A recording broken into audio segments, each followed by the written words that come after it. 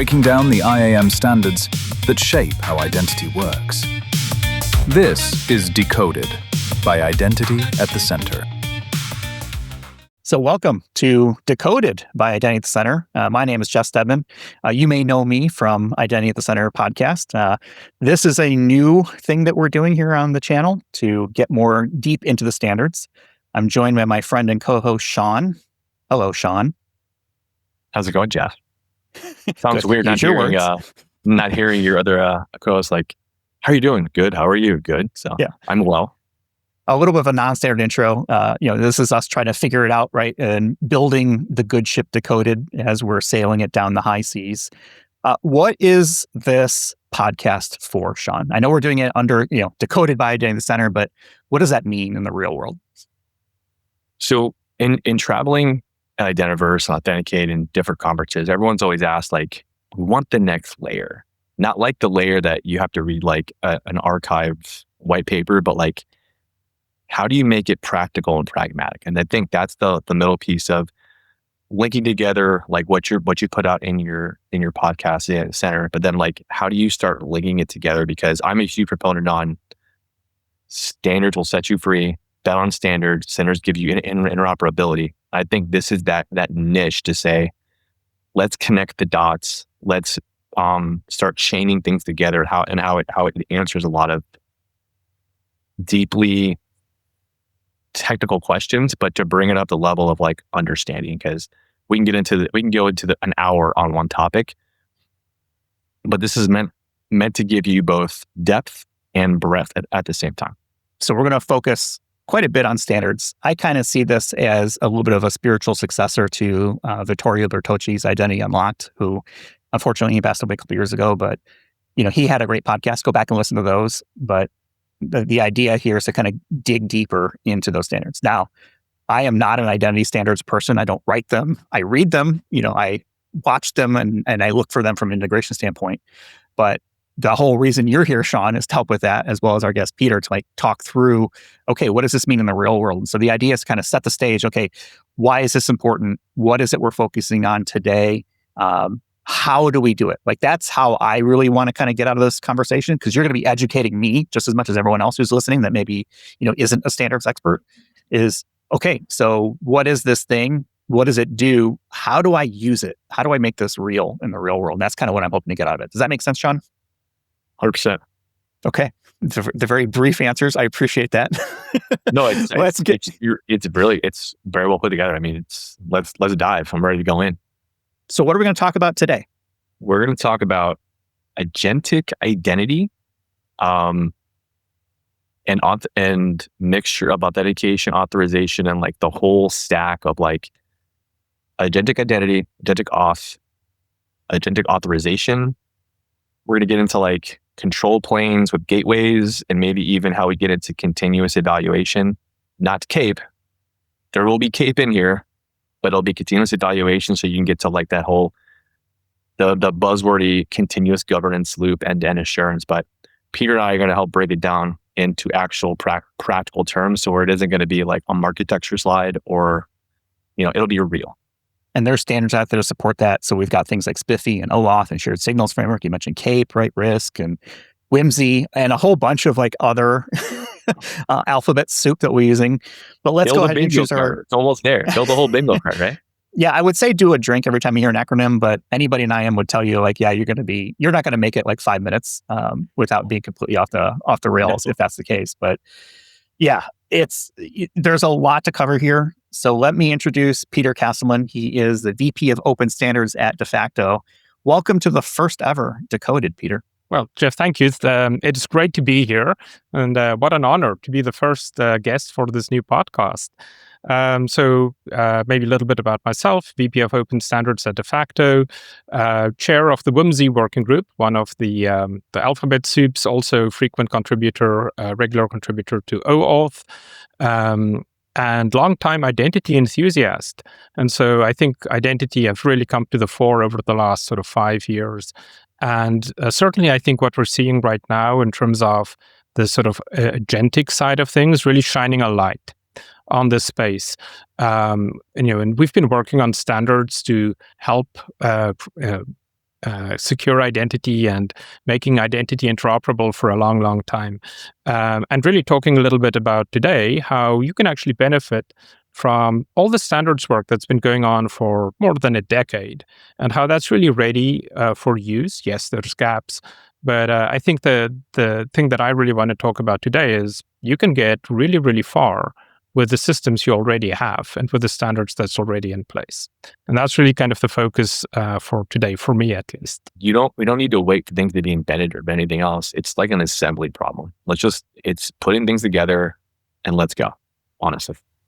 Yeah, and it's all about just having the right framing, right, and the right framework through which to look at this. And I think when we get into it, we'll talk more about it. But I think there's some really interesting, like when you start looking at this, and you look at this whole AI space, and you just remember that you're dealing with a piece of software that's running somewhere, somewhat non-deterministic. We'll talk about authorization. You can get a long, long way, right? Agents are workloads, and once you understand or appreciate that, all of these tools that we've been building for a decade or more suddenly becomes very applicable. So let me ask a quick question here. We're talking about AI agents and authentication and authorization, but in my mind, this isn't a new thing. Right? We've had non-human sort of identities for a long time, right? Service accounts, all kinds of stuff that have been around forever.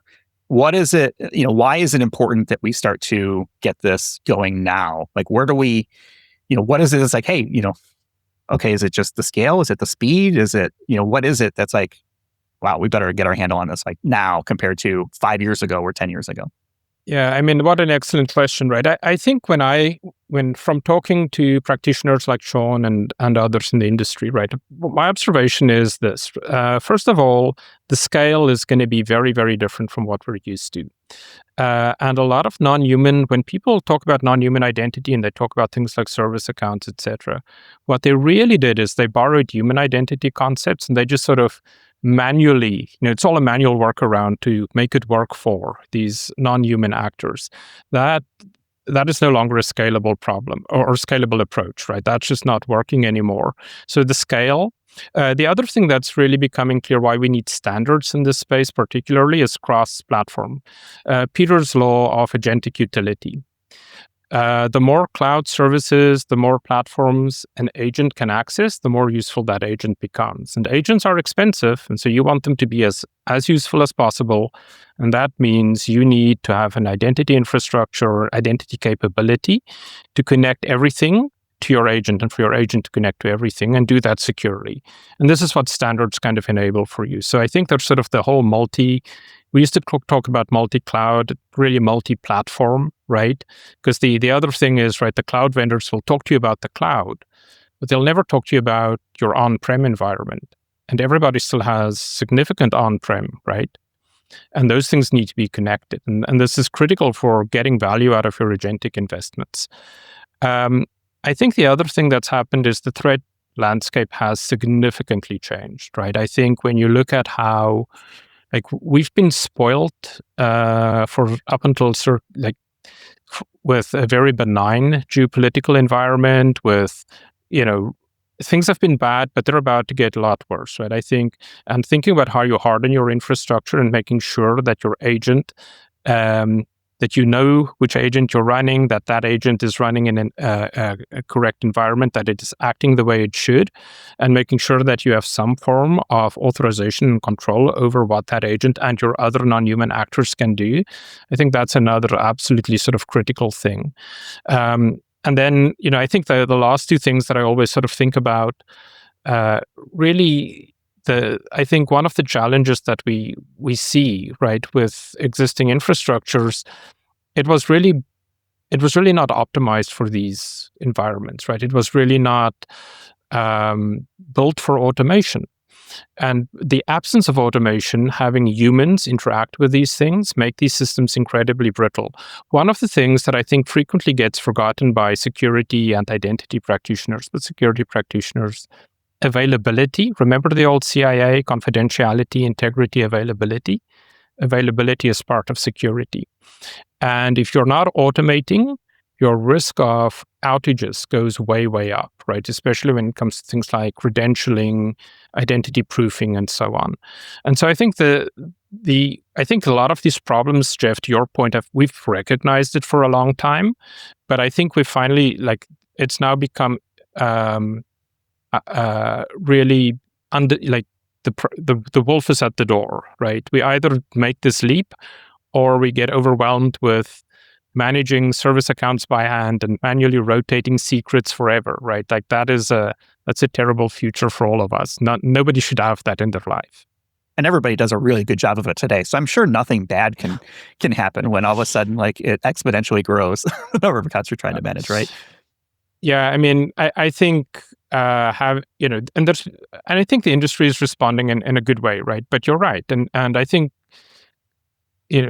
I'll go out, API keys is sort of the one of the first things that we really need to get rid of in this new agentic world, and the cost of not doing so, you have no way to control where that key goes. Once a developer or an engineer or a system has control over it, it'll show up in all sorts of ways. And these days, right, when I steal an API key, I'm not just stealing access. I'm stealing permission to use your budget, and I can exhaust your LLM budget very quickly, right? And so these things there's real financial implications now, right? It's not just a thing about, I'm going to get a fine or I'm losing customer trust or any of those things. It's like, no, there's a bottom line, right, when you do that. And I think the other thing about API keys that then happens, of course, is when you want to go and say, I had a problem, or I have to rotate that key, or I'm revoking that key, you're going to cause outages. And an outage, right, if you're a large Fortune 10, Fortune 500 company, your servers go down for an hour, that's millions, tens of millions, maybe more, right? It's a lot of money that's at risk. And so I think that's kind of almost step one. But and that's just on the authentication side of things, right? But you asked about what changed. I think it's this new environment: speed, multi-cloud, new new security threat environment, really. Yeah, I think you hit a lot of stuff I was going to layer onto here, but the way to look at it from an engineering standpoint is this is distributed system design on steroids. It's insane because you have to factor in financial, business. So if you're an SRE, system reliability engineer, this is right up your alley. But again, the multi-cloud piece, the interop, the federation, if you will, it's so important because most big companies are not going to say I'm all in on X platform. Because there is a shift that I think I'm seeing is a lot of sensitive things are being moved off of cloud service providers and onto their own data centers and using their own models. And how do you cross talk? The answer is not going to be, here's my API key, here's your API key. That can't be it. To Peter's point, it can't be. No, please let that not be the case, right? No, but I think that is a good natural segue into one of the first big topics of the deep dive is agentic identity and identifiers. Right, Jeff? Yes, absolutely. What does that mean? What is an agentic identity identifier? Well, let's take a step back first, right? I think when we think about agentic, I think one of the interesting things that I've realized is we have all these standards, and we have standards about agentic or around identifiers, right, for non-human entities, etc. But one of the things that, as Sean and I have been talking, and others have been talking over the last couple of months, is one of the challenges is really creating a mental model for people about how do all of these things fit together.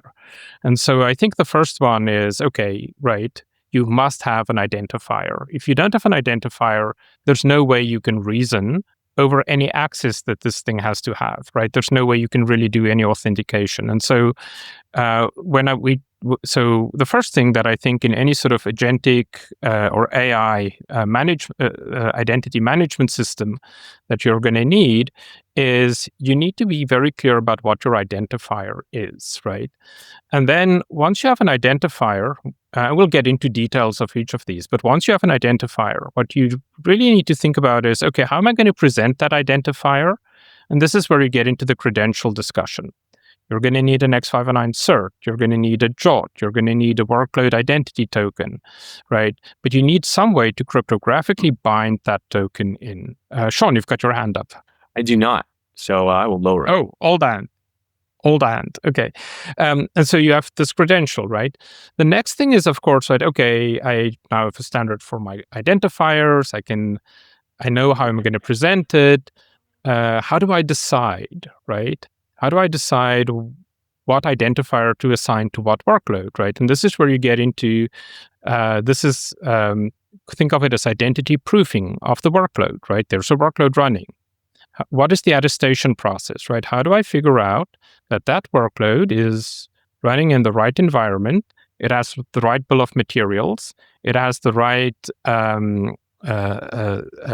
is running on the right hardware. And then based on all of that information, I decide, okay, I'm going to give it an identifier, right? I'm going to assign an identifier encapsulated in a credential. So that attestation/identity proofing step is sort of the next thing that your system needs to be capable of. And once you have that, right, you also have to figure out, like, how do I get that identifier and credential to my workload? Because the workload doesn't wake up and know its identifier and credentials, right? It's going to wake up and it goes like, oh, who am I, right? And basically, this attestation process happens, and then you go back and you say, okay, this is who you are. But you need to deal with that last mile provisioning, and that actually needs to be highly, highly robust. Now, we'll talk more about SPIFFE and how SPIFFE-like systems really enable that. And now you're at a very interesting point, right? Now you have a workload with credentials. You've got some trust in that set of credentials. Now that workload can authenticate. So now this workload can call, or that agent, right, can call this other agent and say, hey, this is my identifier. And the other agent can now do an amazing thing. It can make an authorization decision, right? Or there's an authorization layer that makes the decision for the agent, right? So you go from identifier all the way through to authentication, and now you can make authorization decisions. But of course, right, and I think a lot of today authorization is very, typically very static. And I think one of the things we really have to assume now is that your authorization is not static, it's dynamic, right? And I think, Sean, you've talked a lot about this concept of dynamic authorization, right? This idea that the authorization state changes on you all the time. And this is where you sort of do, somewhere in your next layer in your architecture has to be about, okay, I can authenticate, I can authorize, right? There's different ways to do that. But now, how do I collect all these signals? And then when the identity threat assessment changes, how do I feed that back? How do I change the authorization state, right? How do I even go as far back to say, stop issuing this credential because these workloads have been compromised, right? And I think that's a very important part of closing that loop, is this dynamic identity concept. And then, of course, on both sides of that, there is, for each one of those things, you're going to have a set of rules. This is my rules for identity, authentication, authorization.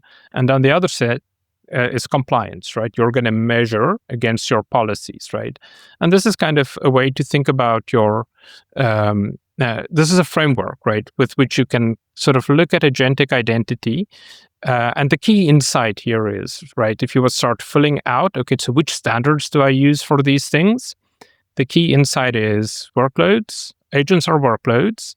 And now you can use all the workload identity and workload and traditional standards that's already capable of dealing with non-human entities. You can now actually start filling out that architecture. So that's kind of, I'd say, a framing for this. And this is actually exactly the thing that we wrote up in what people now refer to as the AIMS draft. I think officially it's called the AI Agent Authentication and Authorization Draft.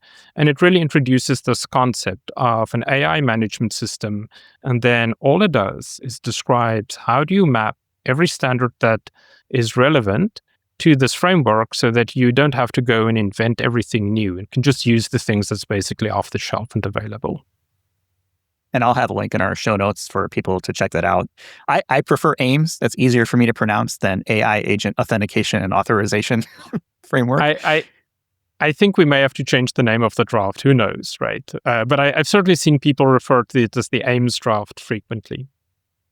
So, Sean, what Peter's describing sounds an awful lot about the plumbing that works behind this idea of continuous identity. Is that accurate? Accurate. So continuous identity was pretty much a foundation to get the human stuff ready, so that when the agents or the bots come, we're ready for it. But it is, in principle, it's zero trust at every layer. It's ephemeral, verifiable, workload bound identities at every hop. You have to have it at almost every hop, and it's just doing the human-like IAM things at scale. But I think Peter alluded to it, and I won't. We should rehash it now. We have enough to cover as is. But the security and business implications here are immense. They're immense. But yeah, 100%. This is the goal, right? We've been talking about with things like zero standing privilege and zero trust for forever, it seems like, but it's probably only been like 4 or 5 years in the real world. But this is how it gets done. So let's dig deeper into how that works. So Peter, you kind of alluded to things like SPIFFE, SPIRE, shared signals, and other sort of open standards, right? And I love the idea of trying to get this right now because we're sort of at that beginning part of it. But let's start with, well, where should we start? Is it the identifier layer? Do we get into things like WIMSE, or do we want to start somewhere else? Yeah, let's build that way, right? I think it makes the most sense, and it sort of gets us through this whole stack. And so in the draft, and by the way, I should add, like this draft, as we're sort of, I think we've got a total of 6 authors right now. So we've got folks like Brian Campbell from Ping and Aaron Parecki from Okta, Jeff Lombardo from AWS, Yaroslav Rumashako from Zscaler, and also Nick Steele from OpenAI, right? So we think that's a fairly good representation across the industry working on this draft. And Sean, of course, have been contributing and giving us all sorts of really good pointers and tips, and writing the occasional PR even. So thanks for that, Sean. But yeah, let's start with identifiers, right? So I think when it comes to identifiers, in the WIMSE is the workload identity for multi-service environments working group in the IETF, and it was specifically chartered to focus on this workload identity space. One of the things that WIMSE defines is it defines a WIMSE identifier. We've actually broken it out into its own spec.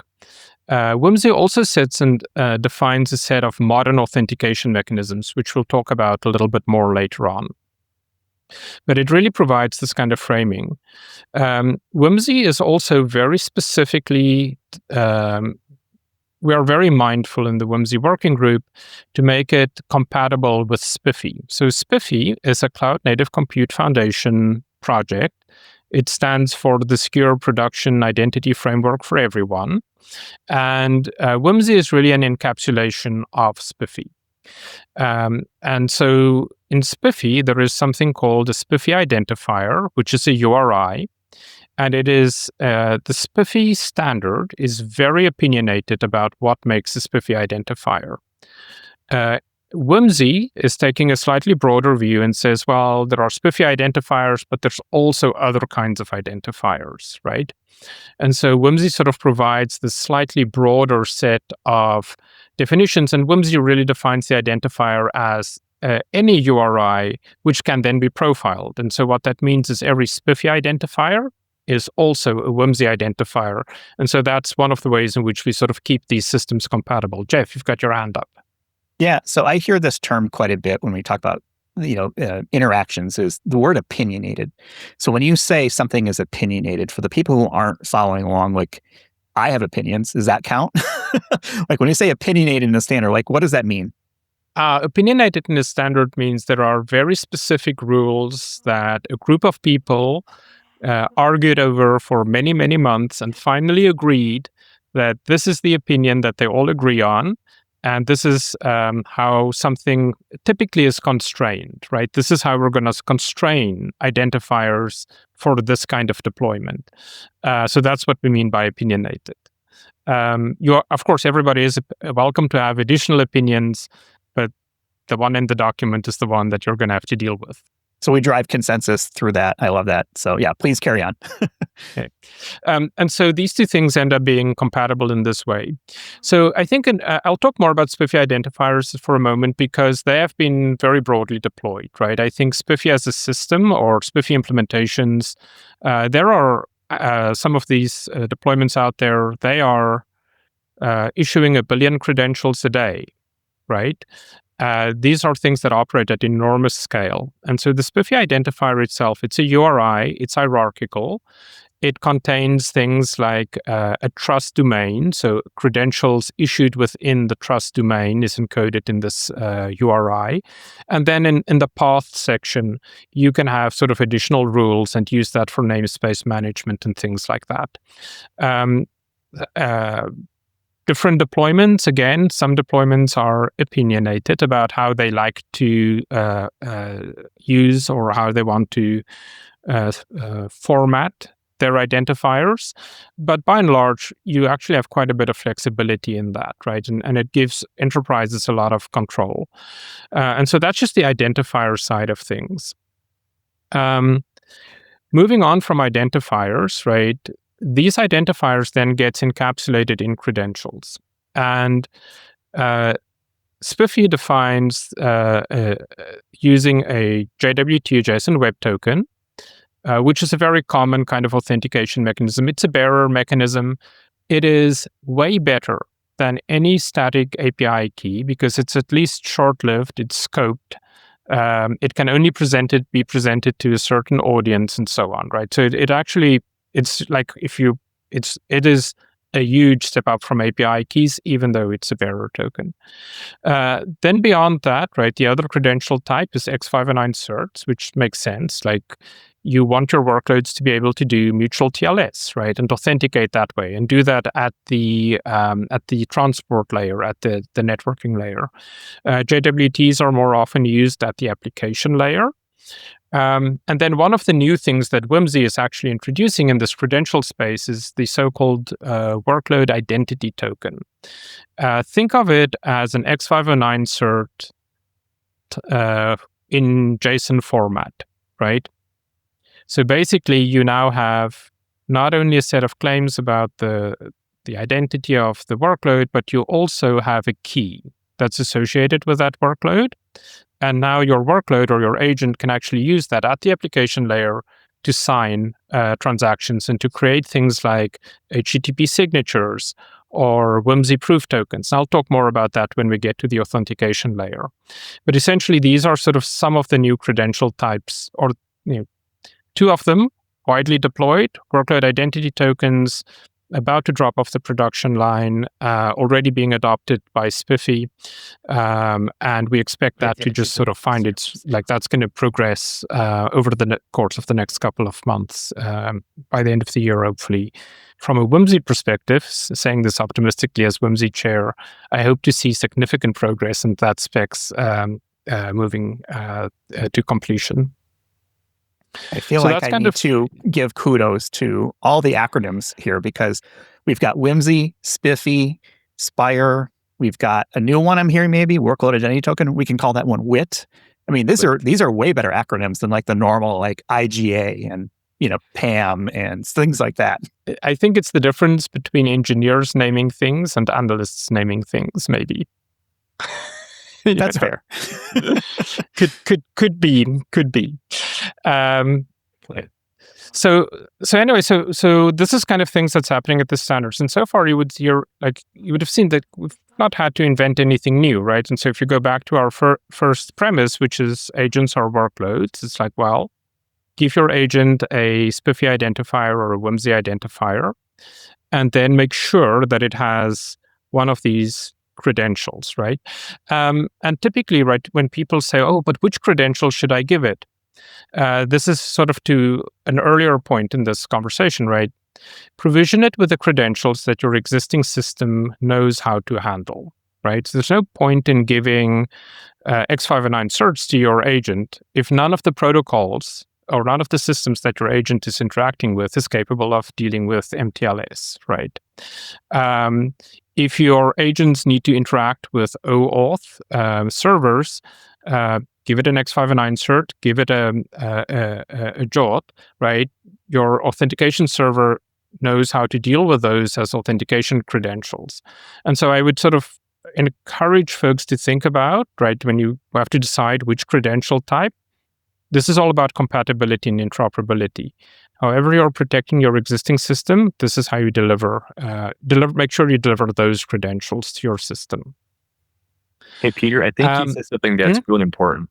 Connecting SPIFFE to OAuth is very, very important now. It's uber important. I'm really glad you're bringing that up. And there's another spec that we have introduced in OAuth that I will also, we'll share a link for that as well. But it's basically SPIFFE authentication with OAuth. And it's things that you could always have done, but we're now making it very explicit. And again, tying this back into the agentic side of things, it also defines how you use client ID metadata, the CIMD spec, with SPIFFE, so that you can dynamically register, and you don't have to pre-register with every OAuth server. We're getting a little bit ahead of things because really, when we get to authorization, we'll get into that even more. But really, like setting the stage around, you need these credentials to be connected, and then they become really important when you hit the authorization layer, right? Like that's where because that's where you need these credentials to be authenticating with. The next thing up is the provisioning side. So this is actually something that SPIFFE does really, really, really well. SPIFFE provides this. So one of the things that SPIFFE does that is different from traditional human identity systems is it issues short-lived credentials, right? And the key insight is that for humans or human identity systems, identity proofing is traditionally very expensive, right? When you show up at a company for the first time, people will spend a lot of money to ensure your identity. They will go and create an account, and they'll give you a password, and they say, Jeff, Sean, do not lose this thing, right? And so that is an account plus shared secret. And then, of course, it turns out that that's bad advice, or not bad advice, but it doesn't work like that because, the next day you arrive at the train station and somebody is trading chocolate bars for passwords. And guess what? Like that chocolate bar is very attractive, right? And so, and then we had to invent MFA, right? This is where the whole MFA thing comes from, because the thing that we give you, you're going to lose control over that, right? Same as with API keys. What SPIFFE's insight was, it's like actually, or one of the interesting insights about SPIFFE is the cost of identity proofing for a non-human actor, a workload or an agent, is very low, very cheap. You can do that every time this thing runs, right? Every time I show up at my corporate office, people can't do an identity proofing on me. Like that's going to be, you can't run the background check and check my bill of materials. That's not like too expensive. But for your workload, you can. And for your agent, you can. And so because of that, right, now it means you don't have to create these long-lived service accounts. And you don't have to provide long-lived secrets that you hope your agent is not going to lose, or the developer developing the agent is not going to lose, right? So what SPIFFE does is it says, we will automate this attestation identity proofing step. We will establish the identity. We will provision the credentials. And you don't need to have any secrets, right? And that's kind of part of this automation and deployment trick that makes SPIFFE very, very, very compelling. And that's how that's how you get to provisioning and running 1 billion credentials per day. Is it's all automated, right, through this process. The other thing that it does on the provisioning side that you need to think about is when you're issuing these short-lived creds. One of the beautiful things is when you're doing let's say you're issuing a new credential to a workload every 5 minutes, you're not going to do that with a human, right? You have to automate it. And so basically, when you go down this path, you are always automating, and there's no humans in the loop for any of this. And as a result, you also don't have these outages.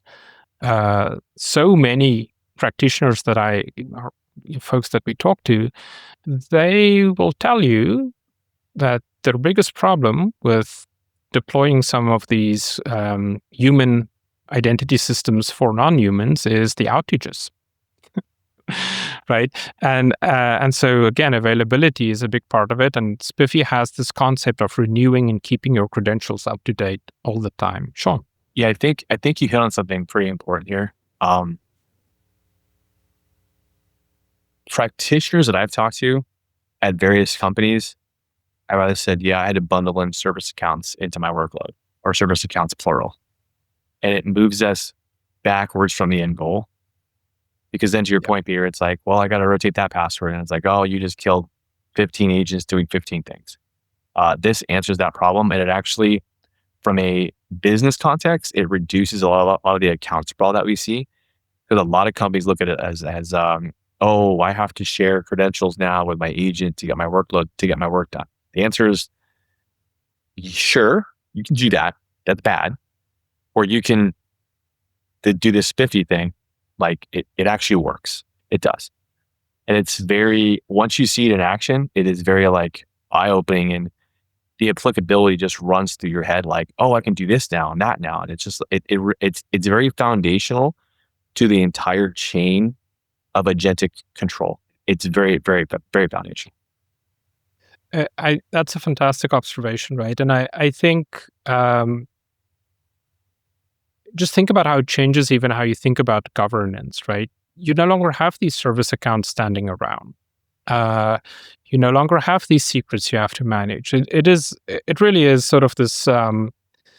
It's a real example of what happens when you really rethink and understand the problem you're solving versus just trying to band-aid over the thing with whatever you have, right? And so I think that's sort of the next thing, Jeff, is really thinking about that provisioning cycle. And I think if I had guidance for folks around that, right, SPIFFE actually provides these mechanisms, let's call them runtime provisioning, right? Capability, keeping your credentials up to date, etc. I'd say whatever you're doing in that space, be very thoughtful. Think about keeping these credentials short-lived, right?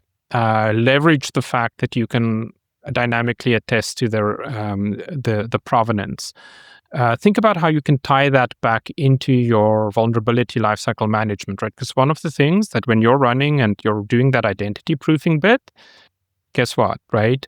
You're tying back to your bill of materials, right? So suddenly you can start looking and say, oh, well, I have a vulnerability, workloads that are using this library, not getting identities until we patch them, right? They have to be on the right version before they can go, right? There's things like that you can start thinking through, or it gives you power and control, right? To Sean's earlier point, right? You want a control system for your agentic environment? These kinds of things enable it. Let me ask a question here, Peter, because it kind of goes on to provisioning. You mentioned like what happens if, someone loses, this, what is the path for an agentic identity that has been provided this identifier? Can you lose it? How do you tie them together? And I'm curious, when you mentioned this whole identity verification, right? I think you were referring to, and maybe you were going to get this, is the SPIFFE verifiable identity document, or the SVID or SVID. Can I have multiple of those? Like, is this just another thing that needs to be correlated back to sort of a accountable identity somewhere, or am I still thinking in human terms and this needs to be a different layer of abstraction? No. So in this system, every actor, every agent, every workload has its own unique identifier, and it has its own unique credential, right? And you can have multiple. You can have an X509 cert, you can have a JWT, you can have an X509 cert, WIMSE identity or workload identity token. You can have multiple JWTs, right? Because you're going to be accessing multiple workloads. So if I am one workload, but I need a credential to access or to authenticate to GCP as one example. And then I need another credential, and it's audience, right? Your JWT has an audience, but then I need to access something in Anthropic. And so I need a different audience. So I have a separate one for that. And so you end up with a sort of set of, but it's always the same identifier. And so you can correlate, right? Think about that. Now when you think about governance, you say, oh, I have this one agent. It has this identifier. It accessed all these systems, and the way I know is because I can look at the identifier in the credential and all these systems that got identified. And isn't it weird that there is, why is it trying to access this other system, right? Because even just access failed, it's I know who tried to access that because I can look at the identifier, right? Yes. And so you can have multiple of these things. Sean? So Peter, you're going exactly where I think organically the conversation shifting next is. This is no different than a human being. When I log into my laptop in the morning, I go access application A, I get a token. Application B, I get a token. It's the same concept, it's just the scale. But you said something that your provenance and your traceability is huge. And this is where, most companies are starting to throw out the lovely buzzword agentic gateways come into play here.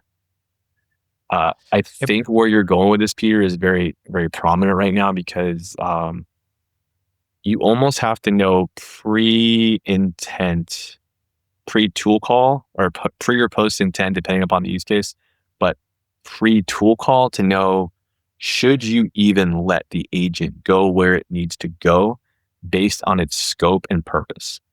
And that's where you're getting into the next part of the lovely, fun conversation. Yeah, authentication, authorization, right?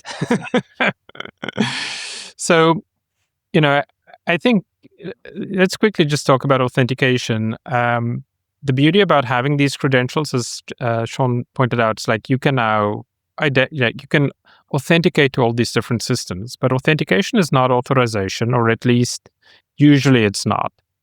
And if you treat it that way, you're probably going to have some nasty surprises, right? So you do want this extra layer.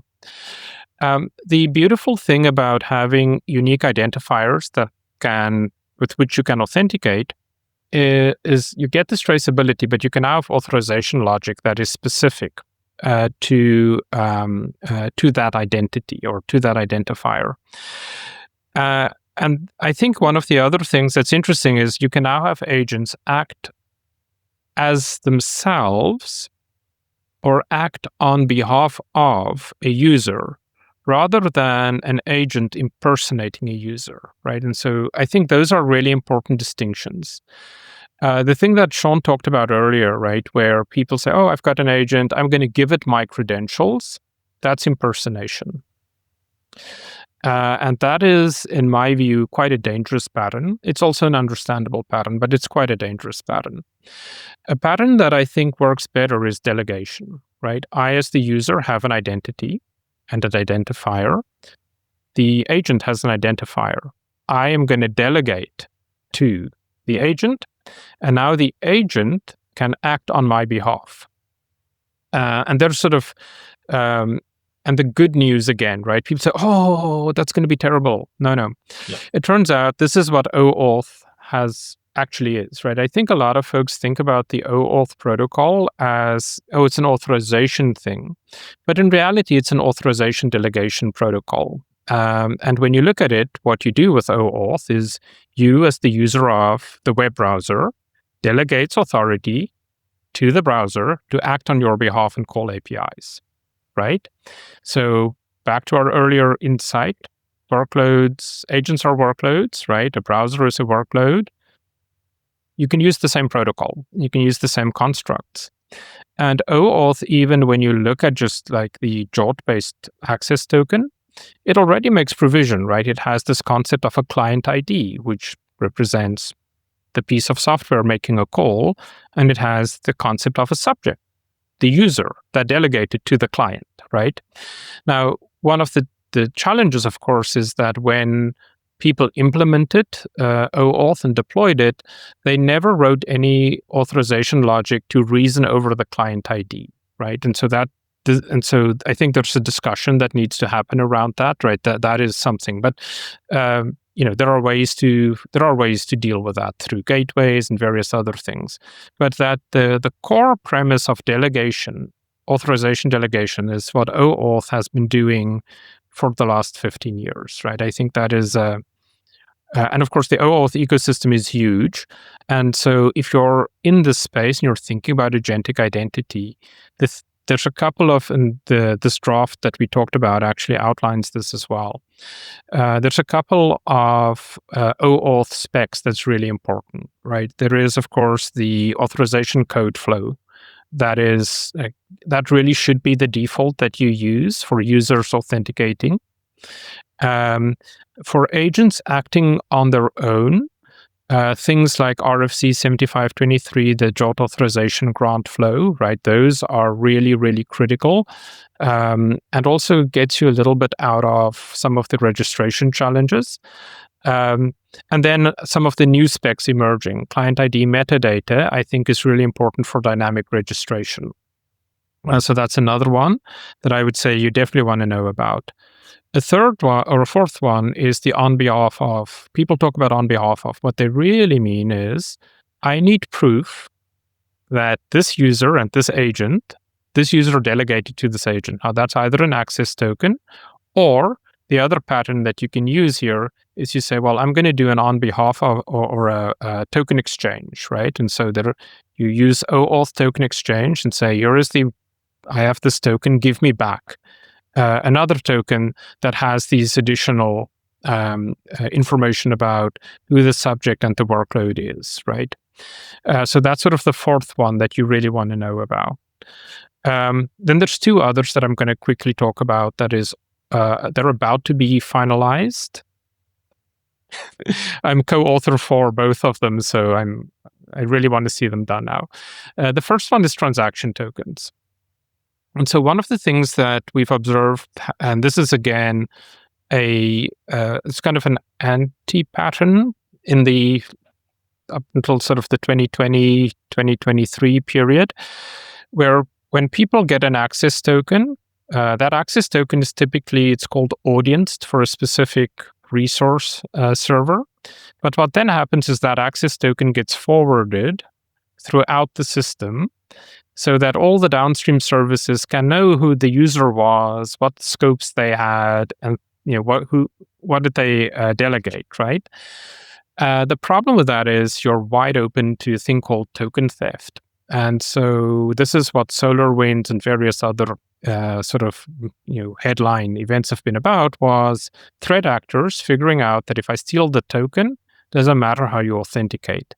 I have your token, and now I can do anything. And of course, the more places in your system these access tokens are, the more places they can be exfiltrated from.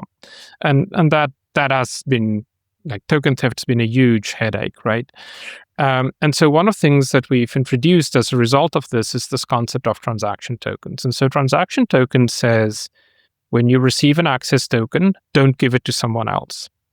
Take that access token, go to your transaction token server, which may also be your IDP, and basically request a transaction token that ties all the information in that access token specifically to an individual transaction so that it cannot be used outside of that transaction, time limit it, downscope it, and augment it with additional authorization information, IP addresses, time of day, transaction limits, things like that. All the information that your downstream systems will need, but now at least when that transaction token, as it travels through your system, somebody steals that token, they can't re-enter at the front door. They can't even replay it in the transaction, right? Because this thing is tied to a specific transaction, right? So you don't have this, your risks around token theft is drastically reduced, right? And certainly you can't use it with a different transaction, right? You can't go and change and say, oh, this was a $100 transaction, I'm going to turn it into a $1,000 transaction. Can't do it. It's a cryptographically protected token. So transaction tokens is another one. The other specification that I want, Sean. Yeah, you're hitting on like Like, I love transaction tokens. And I want to, for everyone listening to this or watching this, both mediums, I hope, Jeff, tying together transaction tokens with the whole chain is important. And here's why. Think of it as access tokens on the outside of the gateway, transaction tokens inside the gateway. You're like, what the hell? What does that mean? It means that any service call you're going to make is bound to context and reason. Peter, you said time. I'm all for that.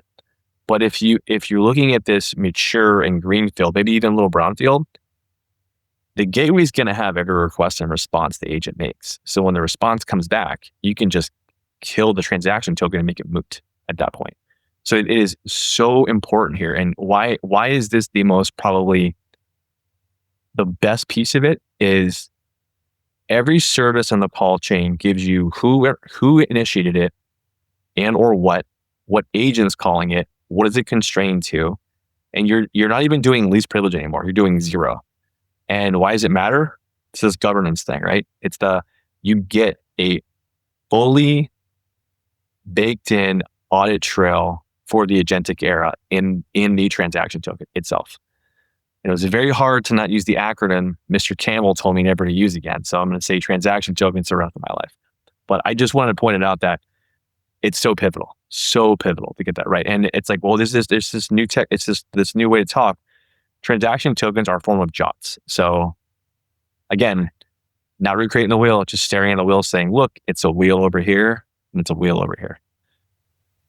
Absolutely. Yeah. And I think, one of the things that is very interesting about transaction tokens, of course, is like the rate of, we've seen so many adoptions of it already, right? It's actually, I'd say adoption is outstripping the ability of the spec to get finished at this point. We're seeing more adoption than getting the spec finished at this point. But spec will be finished. We're working on it. It's a very high priority because we're also beginning to see specific profiles of the transaction token spec for agentic use cases, right? Where, again, other folks, practitioners are, Jeff, to use the earlier word, they're becoming more opinionated about how a transaction token should be used in an agentic deployment, right? And I think that's actually incredibly helpful, having practitioners come back and say, well, this is how we use it. This is what we've seen. Two more things on the OAuth side for folks to look out for. Identity chaining and cross-domain authorization is a key spec. It's being profiled. So Aaron Parecki and I think Carl McGuinness and Brian Campbell are profiling that spec right now for what they call cross-app access. And that's a key specification in the agentic space as well, right? And it really allows you to have the user authenticate once, or have the agent authenticate once, but then having the sort of cross-app access so that the user doesn't have to go and authenticate to each individual service and grant authorization to each individual service. It's also actually really critical for the transaction token side of things. And so that's sort of a thing that Sean and I have been talking about as well is, okay, if you have a transaction token and you need cross-domain access. How does that work, right? And transaction tokens are meant to be used within a domain. And the trick is, if you want to go cross-domain, you use the identity chaining spec, right? That's the glue that allows you to access services in other resources in other domains. If you have a transaction token and you don't have an access token for that other domain. The final one that I'm going to talk about, which I think is really going to do a ton, not just for agentic, but just for everybody that has a client ID and a client secret deployed, is the OAuth, the SPIFFE authentication for OAuth draft. And again, I'll share a link to that. But that specification is really writing down things you can already do to a large extent, but really being very explicit, right? Again, being opinionated about how this would work so that we have better interop. And that is really going to allow you to use those SPIFFE credentials that you've provisioned, right? To replace client secrets at the very least. And you can use it with CIMD if you still need traditional client IDs. So that is on the OAuth side. And I think let's talk. And so I think the other thing I would say about the OAuth ecosystem, it is wildly rich. There's over 100 specifications in that ecosystem. What we did in this draft, the AIMS draft, is really to say, here are the ones that you really, really should care about. I mean, the OAuth ecosystem is rough for people who spend all their time in it.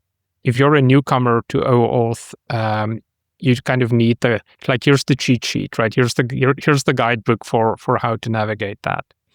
But of course, as I've said earlier, right, having done authorization or authorization delegation is not enough, right? The reality is your authorization decisions change over time. And this is where things like secure signals framework and ideas around dynamic authorization come in. And Sean, this is kind of sort of looking at you as one of the pioneers in this space. But really, I think one of the things that when we put this together was this acknowledgement, right? Authorization is dynamic. It changes over time. SSF provides you with a set of messaging standards and protocols for how to communicate that information throughout your system. Sean, I don't know if you want to add more to that. I think you're spot on, and this is where elements of the stack that you can see in, are we calling it the AIMS framework? I don't want to disappoint you, Peter, but the AIMS framework right now, or whatever acronym comes to mind, is it gives you the I hate being cliche, but like the reactive fabric of like, oh, context changes. Like, we shouldn't let an agent do something to a system if there isn't an open change ticket, not by a human being, but just because there's a window saying we can't do it. That's one example. But it's more around shared signals framework gives you the ability to enable real-time revocation and propagate it across all dependencies in the stack. And it isn't just going to match it like if you implement it at work. It's the protocol and mechanism so that when you're talking to many gateways, because we're going to have to in the agentic world, you need one centralized, again, one more buzzword, PEP, policy enforcement point. The gateways should either look to one policy enforcement point, that way you can tie in all your signaling into that. So your gateways just become traffic cops that say yes, no. And then, like Peter said earlier, depending upon architecture and layout, your transaction token service can be your IDP, its own thing. It could be part of your open ID provider. It could actually even be part of your gateway or gateways. Again, all yeses with pros and cons. But your gateway is like your middle ground. And we didn't talk about it here because there's so much depth in the gateway that you can get into, like model poisoning, agents, what you're allowed to use, no hugging face, tons of stuff there. That in itself is its own thing if you want to actually decode that. Yeah. Pun intended, Jeff. But what does it give you in this stack? It gives you more real-time monitoring of your environment and ecosystem that you hook up to a graph, to some data points that say the business might have shifted and changed and it's reactive and you have to ship it somewhere so that we know about it, because there's business and there's security context. So I'll give you an example is if you have an autonomous agent, for example, the gateway could receive a CAEP event, CAEP, continuous access evaluation profile. You now can downscope or revoke tokens mid-flight. And there's a new concept that we haven't talked about yet called identity brokering, but that's where you could stop minting tokens for that agent and revoke all sessions or transactions or instances without writing a policy, intervention, or calling the SOC level 1, level 2 and saying, listen, this thing shifted, kill it mid-flight. And it's literally because data came in and said, this agent's acting rogue, because we've seen too many requests, like Peter said earlier, like you're trying to access the system 4, 5, 6, 7 times. And heuristically, it's like, you've never asked this. Something's weird. Don't kill it, just turn it off and see what's happening. That is kind of like saying I hate using this word, but the system tightens itself automagically based on ever evolving and ever changing conditions. And I think that piece, integrating it into all layers of the stack, is so important. And it's not vaporware anymore. It works. It works in prod right now. I feel like this is probably a good spot to try and hopefully make this real, right? We've been talking a lot about like how this fundamentally works, from like a spec, standpoint. Can we kind of transition to, okay, that's cool, Pieter. How do I do this? What does this look like in the real world? And Sean, I'd love to hear your thoughts, because obviously you've built some of this stuff as well. But how do we make this real for the people listening? Well, I think so everything that we've talked about have real world deployments, right? You can use these things today, right? You can go and you can deploy SPIFFE. There are open source options. There are commercial offerings, right? And we see this. We talked about the scale at which some of these things run. Billions of credentials a day at really large, very large companies. This is not a theoretical thing. You can do that. You can provision those SPIFFE credentials with X509 certs and JWTs, and in the near future they'll have workload identity tokens, and you can use them with OAuth to do these delegation scenarios today, right? Token exchanges are well supported. Several IDPs do support them. You can use SPIFFE credentials with OAuth. Auth Lead actually supports that. Keycloak supports that. And I believe you can actually use SPIFFE credentials with things like Ping and Okta as well, right? Like you can use these credentials with existing IDPs. And so that's already there, right? So it's really there. I think there are things that you may have to do in terms of, like, to Sean's point, right? You may have to put a gateway in place because it gives you central control, right? You may want to have that gateway in place specifically because you don't have the time to go and update every bit of authorization logic you have to reason over the claims inside an OAuth access token. And you do have to integrate with your existing authorization systems, right? We didn't talk about policy-based access control, RBAC, ABAC, REBAC, all of these things. They're also deployed out there, right? And this is very important. The OAuth access token is one input to your authorization decision. It carries really important information about the subject and the agent. But that's not the end of the authorization decision, right? There's this whole other set of authorization machinery, and that's often some integration that's needed. There are standards like AuthZen emerging that should make that easier, but that's pretty real. And then I think, Sean, our friends at Signal have been implementing some of the SSF concepts, at least. You can probably speak more to that. But I think one of the observations, Jeff, is like this, everything that we talked about here, it's not theoretical, right? You can already do these kinds of deployments.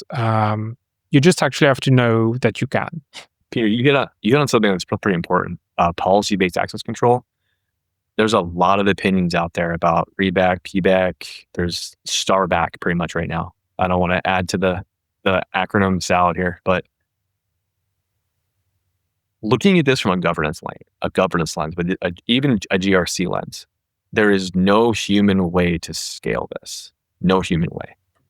And the only thing that makes sense to say is all HR-based agents can get access to these 5 systems.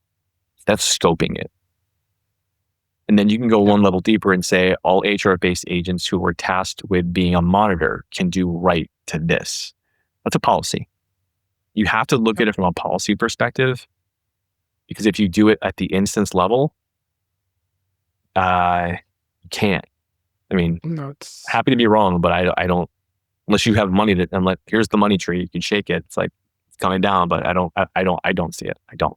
No, I agree. When you deal with singletons, you're going to fail because the scale is going to overwhelm you for sure. I think that I 100% agree. The other thing, Jeff, that I would say is we're not living in a fixed world, right? I think one other thing up until, if you asked me this question last Monday, I would have said, you can deploy these things, but, right?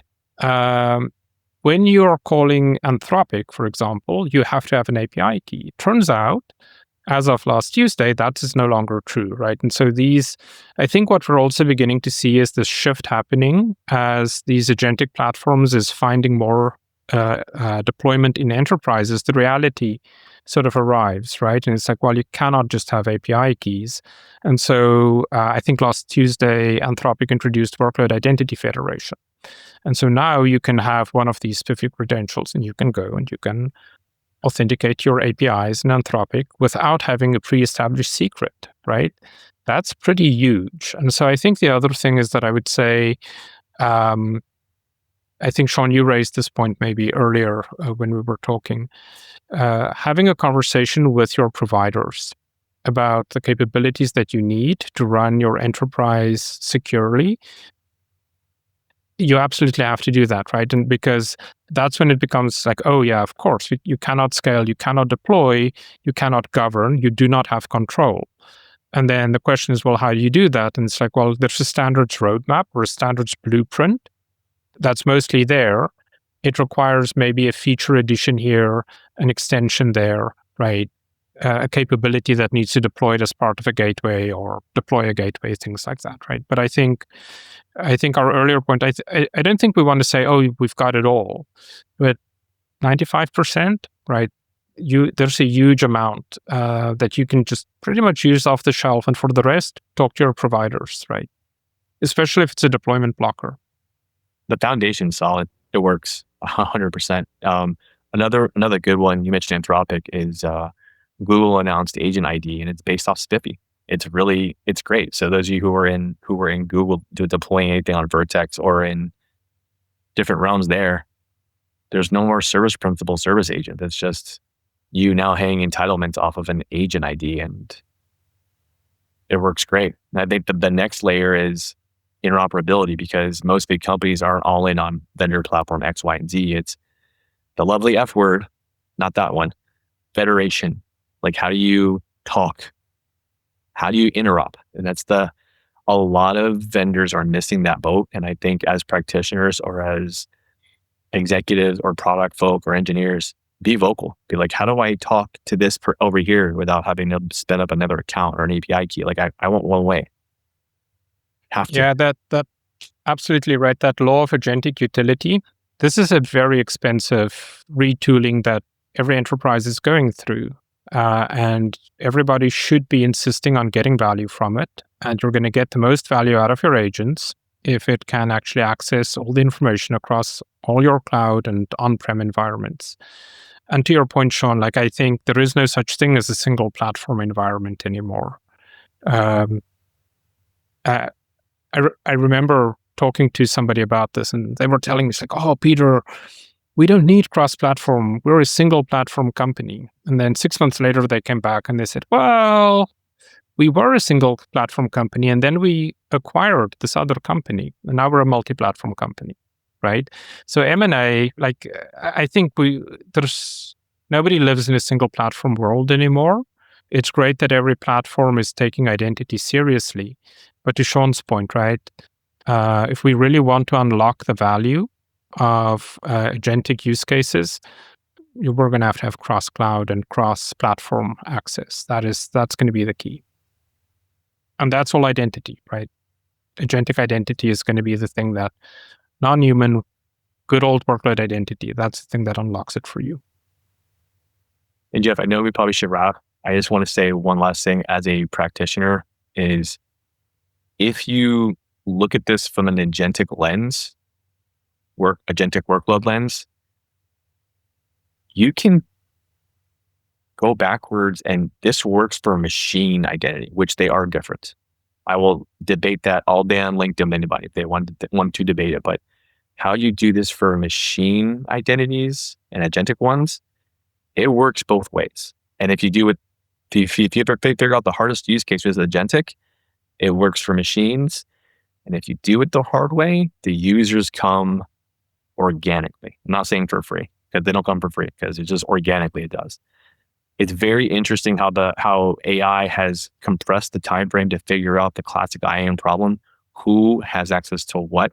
where and why, and it's should they have access to the right resource at the right time for the right reasons. Replace the who with the what, put them together, and you have nirvana. If you build an easy way to do it, that's where people will come. So, Ooh. that's the way to do it. Like it's, I won't take this down the product path. And when I say product, I mean like vendor. What I mean is like this idea of having WIMSE, SPIFFE, SPIRE, and SSF, right, combined, that as the product of how you do agentic identity. Like that's the way that, at least right now, as of the year 2026, this is the way we're approaching it. And if those are standards, they're built, they're ready to go, and people will use them, right? That becomes the methodology that and the framework that people should be using and adopting going forward. Yeah. The pit of success, right? I think that this is the picture we're trying to paint for people. It's the pit of success. You're going to fall into this thing. Everything else is to be harder. That is, I think, absolutely. And that is the benefit of reusing stuff, Jeff, right? Building on the work of the last decade, you're going to get so much further. And if you think it's hard to deploy infrastructure that's been around for a decade, wait till you deploy infrastructure that hasn't been built yet, right? That's way harder. I'm just going to have AI do it for me, and I'm sure it'll work totally fine. Who knows? Maybe that is the answer, right? But there's also evidence to suggest that could come with adverse outcomes sometimes. Yeah, I've seen The Matrix. I know how this ends. We're batteries. That's the way it ends up. You spoiled the Hopefully ending. we can do I didn't better. see The Matrix, Joe.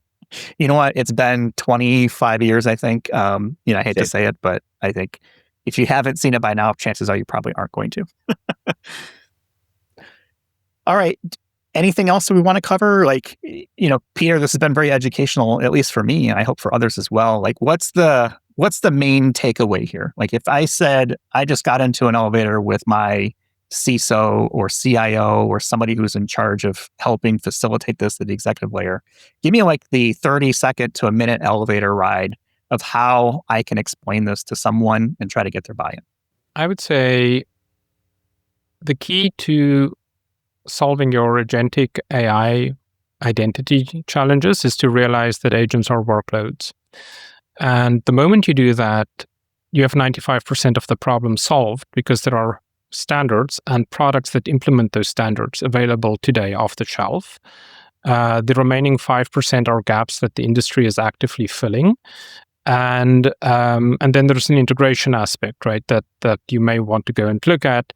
And this is where things like gateways and other kind of architecture, deployment architecture comes in. But it's not, I think the tools are there. The products are there. The gaps are being filled. And, what's that? I have this saying from St. Francis of Assisi, right? Start by doing what's possible, right? Or start by doing what's necessary, and then you can start doing what's possible. And before you know it, you'll do the impossible, right? And we already have all the tools to get us to possible, and possibly even some of the things we thought in the past was impossible. The tools are there. That was a great LinkedIn post, by the way, Pieter. Yeah, that's the great LinkedIn post. way to do it. Sean, how do you want to end this? Like, do you have any words of wisdom for people out there? I think or not wisdom. That's fine too. Oh, I know. I'm just trying to think about it on top of my head, but it's more around this is not far from reach. Even if you do two of these things, you're better. You build on it little by little. And I think if I were in an elevator with a CISO, I'd say, what you don't know should bother you. Like there's blind spots to agents all over the place. And it's just going to take one hiccup and you're going to be, no one wants to be on the front page of the news. No one wants that, right? But grounding it in truth that identity is a first party principle in agentic workloads, that is the most true statement on anywhere. That should be that is a prime directive in anything to do with AI. If you don't have a registry or a catalog of what's doing what, you're blind. The takeaway from this is the standards are there, they're real. Are they perfect? One would argue kind of, they're getting there, but it's enough to say you can't look at your leadership and say, well, they're still evolving, we don't know yet. I think that time's gone. It's there. It's now. Going and doing it now is the right approach to take. And it isn't vaporware. You're not wasting money. This is legitimately, standards will make AI palatable. Because you don't want to reinvent the wheel with, a new model, a new this, I gotta go No, it's base primitives. Here's your control plane, your data plane. Layer on all the new stuff, won't matter. That's such an interesting observation, Sean. It's a pattern that I've seen emerging over the last 6 months. And another bit of guidance: decouple your identity plane from your platforms and your frameworks, right? And I was at the MCP Dev Summit talking to folks, and it was really interesting to see how many folks are arriving at this conclusion. It's like, I'm going to be on multiple platforms. I need to decouple my identity layer, because otherwise it's going to be impossible for me to actually achieve the outcomes that I need. Look, there's so much to pick up here. We're going to have links in our show notes. Peter's been kind enough to send over at least one. I'm sure there'll probably like 40, but send them over my way. We'll include them in our show notes for people to take a look at. If you get a chance to have these conversations, please do so. Not everybody in IAM is a developer, and not everybody who is a developer is in IAM. And the only way this works is if we start asking questions. And I think for the people who are out there as like IAM practitioners that are in charge of some portion of their identity security, is go out and start asking these questions. Some of these problems have been solved. Some of them are being solved actively, right, in the industry. So start asking questions. How are we doing this? How are we protecting the workloads? How are we handling authentication and authorization, for these agents? There is a lot of information kind of out there, and these are the types of questions that you need to be asking. So I know I learned a lot today. I especially learned that we have some really great acronyms, especially in this space of the world. We're getting smarter. May we, just focus on making acronyms funnier and people, funnier or more interesting, and that'll help drive people towards this whole thing as a product as well. So. Peter, I appreciate your time. We'll have a link to you as well in our show notes so people can reach out, if they have questions. And then, Sean, I think this is something you and I are going to do from time to time. It's kind of the standards approach, get a little more detail into it. I don't know where we're going to go next. Have you thought about what our next Decoded episode is going to cover? I think so. I think it's either going to be a mixture of, I have some feelers out for transaction tokens as the next follow-up, the deep dive. The other fun one I think we can get into is, I want to say consent, but that's a very dirty word right now. But I think transaction tokens have a lot of applicability coming up relatively soon. So reach out to a few people who are interested in talking. So I think it's going to be transaction tokens more than likely next. Okay. And that'll be something to look forward to. And then if you've got suggestions out there for areas you want to take the standards conversation or whatever, send them to Sean and or myself. LinkedIn is probably the best way to do that. I will have LinkedIn connections for us as well in our show notes. So yeah, that was our first Decoded by Identity at the Center. Hopefully people enjoy that. Hopefully people learn something. And we'll talk with everyone in the next one. That was Decoded by Identity at the Center. Visit idacpodcast.com for more digital identity conversations.